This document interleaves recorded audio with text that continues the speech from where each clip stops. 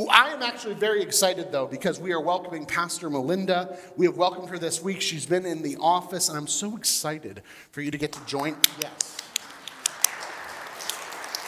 For you to get to join our team as we are working together on the shared mission of connecting people to true abundance in Christ. And I don't know, this is probably a big reveal, I'm pretty enthusiastic. I know, some of you are shocked. Where did that come from? I like to like things. And that's kind of my personality. But I don't just like the gifts that you get to bring to this place. What I'm so excited about is when there's this new person in our midst, especially a pastor. It's unique. Not often does someone just join the church after they vote if they can be there. We're really excited. We voted unanimously to call you here to be in our midst. I love when that happens because what happens in the community is people get this energy of something new because they get to hear your story. What's your story? What are things you're passionate about? And then this other beautiful thing happens. You guys start sharing your story as well. You start getting to say, well, here's why we think this is powerful, why we're a part of this thing. Here's where we're from. It's a beautiful thing. And Pastor Melinda, I'm telling you this, as this was my experience. I don't have much advice to give to you, except it is so great to be the new person. I was a new person here at one point. I know, old-time pastor here, been here 8 years. No. But I was less new to Ohio. I will say the most poignant experience of being new to someplace happened when I was in my first call in North Dakota. Very different. Some of you are like, he came here from North Dakota. You see me out there in a sweater when it's cold out, and you're like, he's from North Dakota. I'm actually from Florida, if you don't know. That's right, a Florida boy, born and raised, Florida man right here, showed up in North Dakota for his first call. Guys, it was cold. It was extremely cold. I often say, more than it being cold, it was such a culture shock because I describe North Dakota as drinking from the Scandinavian fire hose.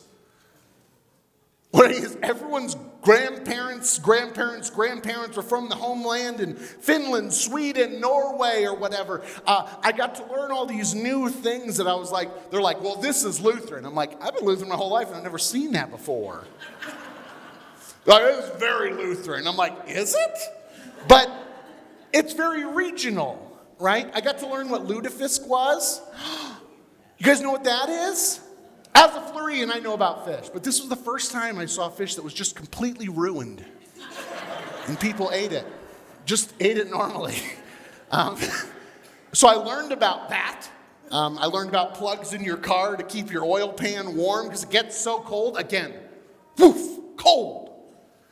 But it was this beautiful thing, though, for a while. I just got to be that person who was really taking in people's stories. So often I was just needed to say, I'm here to learn. Because how can I operate within this structure, being somebody from someplace so far away? My normal wasn't their normal. I had to learn what normal was. So what I also learned there was not just about, lutefisk, cars, anti-lock brake systems in the winter, but also their sort of faith. Their stories, their songs, their prayers. And it was incredibly powerful to get to go to these churches and experience this sort of cultural Christianity in many ways. Did you know Minot, North Dakota is the host of the largest Scandinavian heritage festival? Hoostfest. That's right. Hoostfest is a big deal. And I hosted a Viking from Viking Village in my basement, as was the tradition for the pastor in that parsonage, to host a Viking during Hoostfest. I would tell you more about it, but I don't want to spoil my future children's book, There is a Viking in My Basement. It's going to be good, guys. It's going to be good. But can you imagine the amount of experiences and personalities of encountering that sort of thing? I like that vibe, especially as a new person to a church, of getting to learn, just really be a student of culture. Have this spirit of curiosity. What's this about? What are you about? Why is there a Viking being invited to my basement? But then something happens, and maybe you guys can speak of this. You maybe, especially if you've been here a long time at Good Shepherd, I don't imagine you come in here all the time with this wide-eyed curiosity as a child to learn all about Good Shepherd, because at some point, when we grow and we mature in a place, we stop having that curiosity. We start understanding things. We begin this horrible habit of assuming. I know how this works.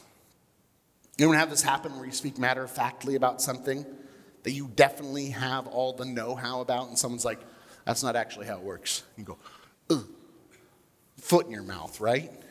It's embarrassing, but it doesn't stop us from doing it. We do this all the time as a people, assume we know something that we just don't, and it's not a surprise. But it is frustrating that sometimes we lose that curiosity and move there. Reminds me of our lesson today. It says, Jesus was there at the very beginning. In the beginning was the Word, right? God creates all things from a whisper. All things come into creation through him. It says through this Word, all things are made. Through God declaring it. Jesus was the Word. Alpha and Omega. So it's a pretty big deal, we would assume, when God, the one who formed the cosmos from a whisper, shows up here on earth. We would recognize Alpha and Omega, right? As we said on Christmas Eve, it's this no fanfare to his birth. No fanfare to where he was born. They're not saying he's a prince. Everyone sees him as going, that's just a normal kid. It says in that reading, some saw the Alpha and Omega in their midst and they didn't see him at all. They didn't recognize him. But for those who did, there was grace and there was truth. And worse, for those who didn't, some considered him blasphemous, troublesome, something that needed to be left. And why did they do that? Why do you think they missed it?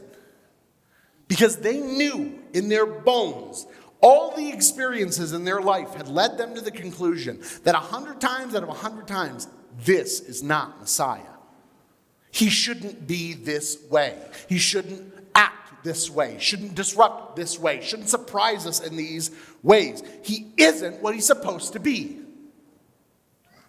More accurately, he isn't what we expected. I don't think it's that he wasn't supposed to be that way. He didn't tick the right boxes. He ticked many boxes, but not the ones that were expected.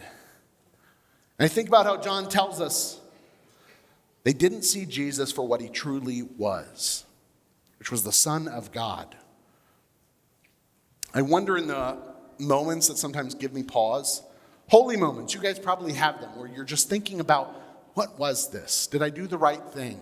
Was God speaking to me then? Did I handle this situation faithfully? I wonder if I have the eyes that would see the good news right in front of me. I wonder if I would have the eyes instead that would see the one who formed the cosmos from a whisper and go, not particularly what I expected. Right? Or would I see something unexpected, something unbelievable? Would I move from this heart of skepticism to a heart of hope and potential? That perhaps God is doing something wild enough, new. Maybe God is doing something different. Could you benefit? Could any of you benefit from eyes that are more slowly apt to judge, to quickly go to assessment?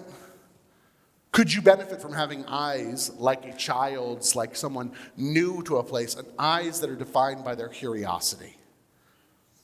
Think about being new to a community. Think about how we can all benefit, not just those new to a community. All of us can benefit from eyes that are curious, that want to see and learn and observe. Because if we get down to it, that's really humility. That's something we lift up as a value. What does it say in the scriptures repeatedly? God's going to lift up those who are humble. God's going to provide so much for humility and humble, because that's what we're meant to be. We're supposed to defer our seat at the front of the table.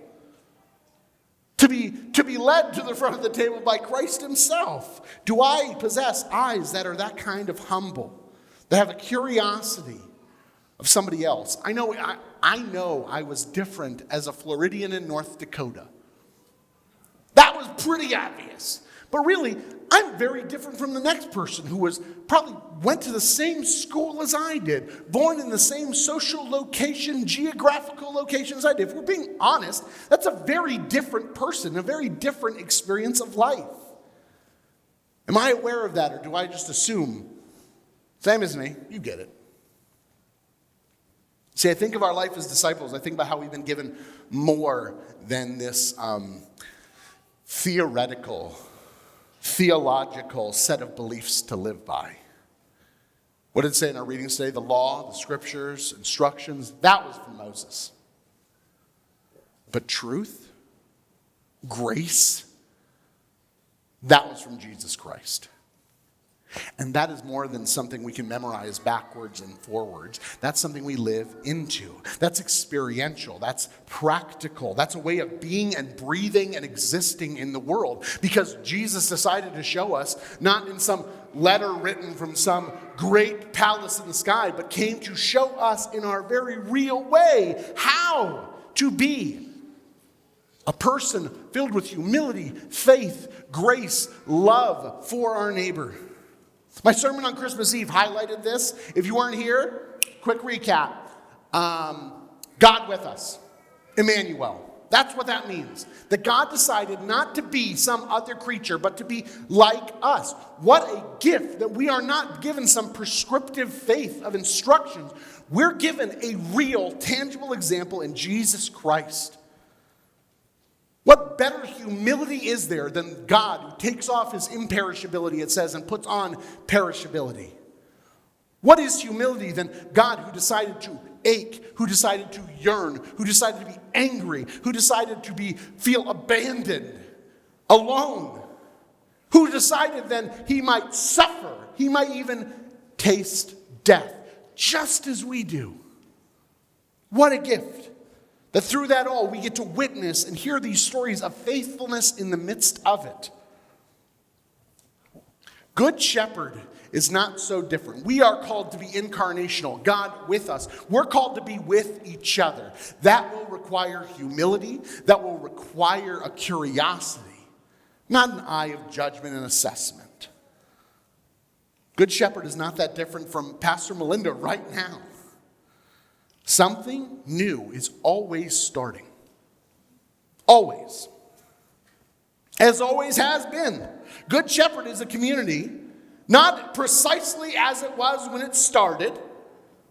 It's relevant, it's reforming, it's constantly changing because the Spirit of God is speaking to us. And if we have the humility to listen to God, to experience God, we might go, wow, God is calling us in a direction, calling us to serve and love a neighbor we otherwise wouldn't see. It's relevant. Good Shepherd is more than the church across the street from the mall, just as it's more than the church that existed in the midst of cornfields at one point. Good Shepherd is not pastors, new and newer. Good Shepherd is a community that grows. It's a mission that's defined by its teacher, a humble carpenter from Nazareth, a good shepherd who came that we might have life. Not just Cincinnati good life. Not just Skyline loving, Bengals rooting for life. Although, congratulations, Bengals fans. This much closer. Right? It's that we might have life and have it abundantly. Bigger than we can imagine. Experiences bigger than our own context. The challenge for us is to ask, are our eyes open to God showing up in ways that we cannot and do not expect? Because we can, as the text will tell us, we can miss him. We can miss God doing something new in a place. You've seen places and times and communities that have missed the point entirely. It's an embarrassing thing. It's a shame for us. But if we have eyes of curiosity, something powerful can happen. There's a quote from Martin Luther King Jr. I absolutely adore.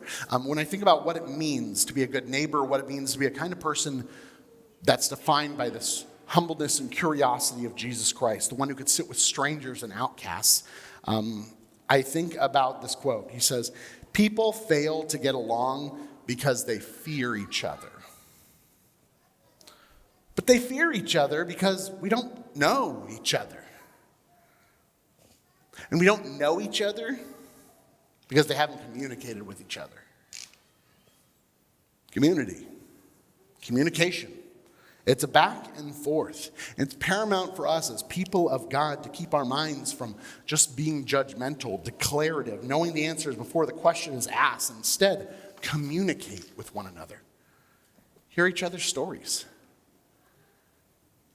So if you, like me, wonder how you could be a more accurate reflection of Jesus, a better disciple, be a part of a more daring community, we have no better example than Jesus Christ of Nazareth. And if I were to sum up this lesson today, one of the key attributes we are asked to embody is a spirit of humility, a spirit of grace and understanding. Practically, curiosity, to know our neighbor better, to know one another more fully, which will help us understand one another's burdens more accurately. Widen our gaze by recognizing we are absolutely better together, not because of some combined strength, but because of a combined and shared wisdom.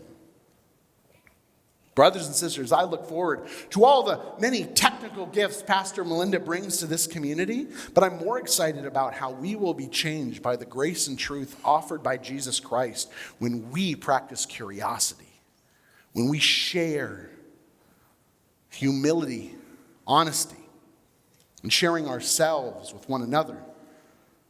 In those connections, guys, we are bound to be blessed. And the great news, as God said it, I didn't. If we do that, we will be blessed with grace and truth. Amen.